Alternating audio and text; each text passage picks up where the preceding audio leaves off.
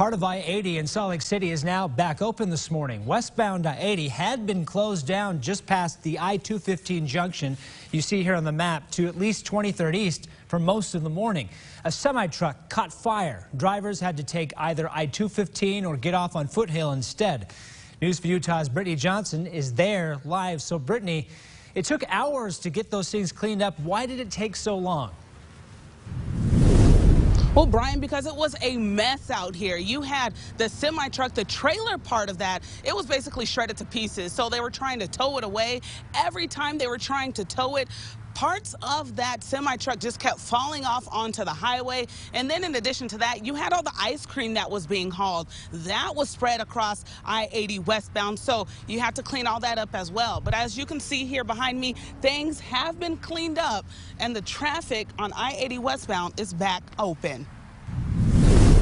This semi-truck burst into flames just after midnight this morning. The driver was coming down I-80 westbound when his brakes overheated and started a fire. They have some brake assist devices that help with that. Sometimes those just aren't quite enough, and we do get brakes smoking. They get red hot. We get called out here for those smoking brakes, but usually those don't start a fire. But this one did, with the blaze scorching the semi's trailer. It was fairly large, but we were able to contain that.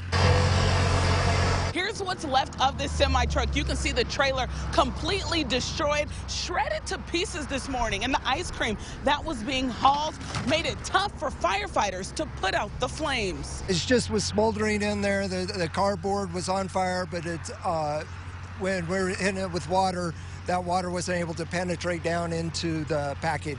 Another challenge for Salt Lake City firefighters was the limited water supply. We don't have a hydrant up here, so we have to do it with just the water that we have in our fire engines. Because of that, Unified Fire and the Air National Guard were brought in to help. I-80 westbound from the I-215 junction to 2300 East closed off to traffic for the entire morning while crews worked to clear the semi and ice cream off the road, including everything that spilled over this pavement wall.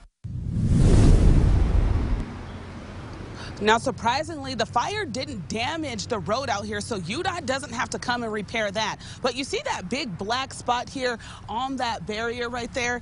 That wall was damaged, so crews do have to come out and fix that portion out here. And as for the driver, he was not injured. For now, reporting live in Salt Lake City, I'm Brittany Johnson, News 4 Utah.